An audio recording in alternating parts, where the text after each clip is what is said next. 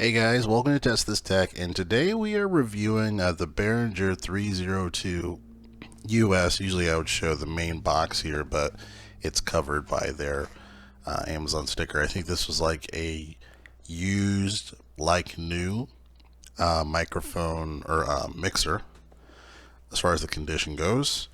Wanted to get this because I wanted to have a device where I can use my headset to speak and also route my audio into it with my EP133, the KO2, so where I can just have something sitting on my head doing audio as I'm doing the, making the music, if you will.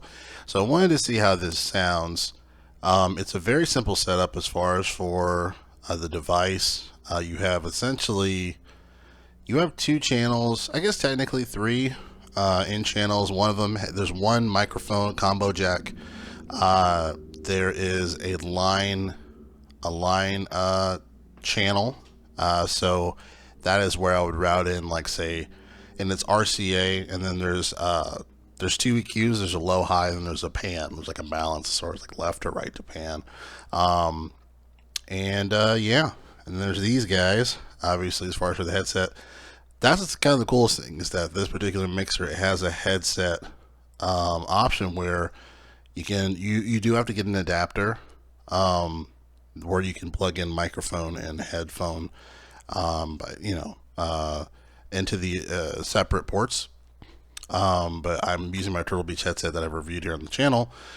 Plug it into it, and yeah. So the nice thing about this is that there is zero latency monitoring, which sounds very good. This sounds a lot better than the Pianocaster G1 Neo. Again, the G1 Neo, it does a lot for the 41 bucks, but it's just that headphone amp is really terrible. So this is a solid headphone amp, actually. I feel like it's pretty much zero latency monitoring.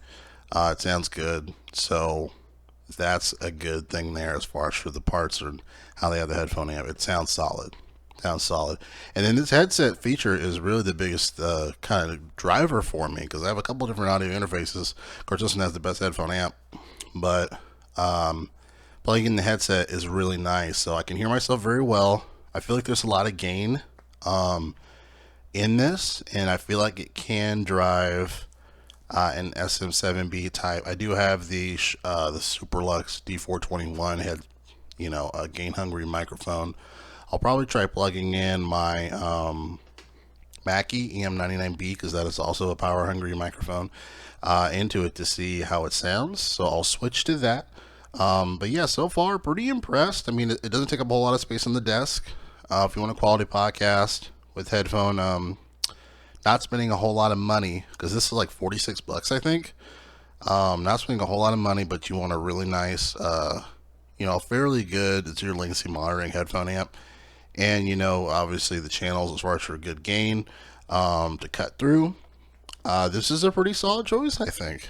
Obviously this is more so, I would say, for Zoom podcasting, right? So I wouldn't recommend this if you're doing a two-person podcast in person, two in-person podcasts.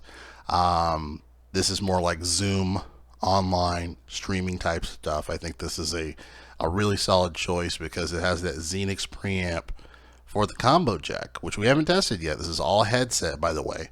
So I'm going to switch to my Mackie EM99B, and then we're going to see how that sounds into the Behringer 302 USB. All right, guys, so now this is the Mackie EM99B into the mixer here, the Behringer 302 USB. And again, I think I'm getting a pretty solid output here. I'm not clipping at all. And I just plugged in the these headphones here just into the headphone section. So it has the two options as far as for like a headset, and there's just the regular headphone port, which is just a regular 3.5 port, that you would used to be on phones back in the day. So I don't need like a combo, a quarter-inch adapter. I can just plug in a regular 3.5, plug from like your headphones, and it'll be fine. And once again, zero latency monitoring, right? So that is a nice thing that there is zero latency monitoring on this, because I know from the Behringer, I used to have the 802, I believe it was, where it had two combo jacks. And strangely enough, that one did not have zero latency monitoring. So I could hear other people, but I was not able to hear, I was not able to hear myself. I was not able to hear how I sound, but I was able to hear how everybody else sounded. So I found that to be really weird, and I had to use a RCA to quarter inch to route from main into like RCA in order for me to hear myself. So I felt like it was, and then I was just a little overbearing too, because like you're hearing the main out into it, so it was like a, almost like a loop back, if you will, for my voice. But I don't have to do that for this, which is nice. So I don't even know if this really needs a cloud lifter, to be honest. I was thinking about using a cloud lifter just for an additional boost. Probably would recommend a cloud lifter for a, it's not necessary, you can drive this, but if you want more of a cleaner tone, then you would probably recommend I would probably recommend a cloud lifter. This is a Clark Technique mic booster. This is a 2-1, not that much money actually.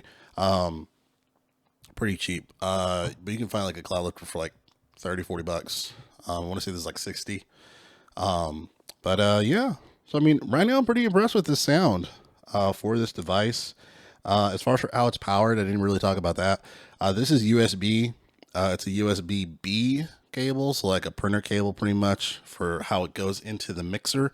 And then it is, you just plug in the USB into a computer like you would for any other device, the USB A into the device. It does have an adapter to plug into a wall.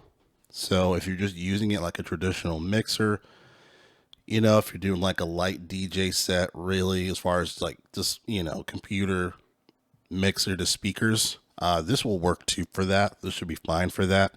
So you do have the adapter to plug into the wall to power it. Traditionally, if you don't need your computer to route audio within it, like what I'm doing right now. So, but yeah, so I don't want this video to be longer than it needs to be. But overall, I think this is a solid option, because there's a lot of cheap audio interfaces on Amazon right now, on eBay right now, and most of them have terrible headphone outs. Like most of them have either like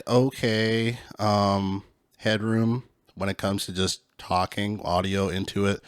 When it comes to guitar, that's kind of where you start seeing a deterioration of like, okay, these are cheaper audio interfaces. Or if for the headphone amp, if it's not a solid headphone amp, you start identifying the deterioration of how cheap a lot of these audio interfaces are. Behringer is an interesting case, because Behringer has always been one where it's like, hey, this is cheap, but it sounds pretty good. What's going on here? So, and I think their mixers are great as well. They have really good audio interfaces. They haven't been perfect. I've had a couple of issues with their audio interfaces back in the day, but comparatively, I think you're getting a really quality sound.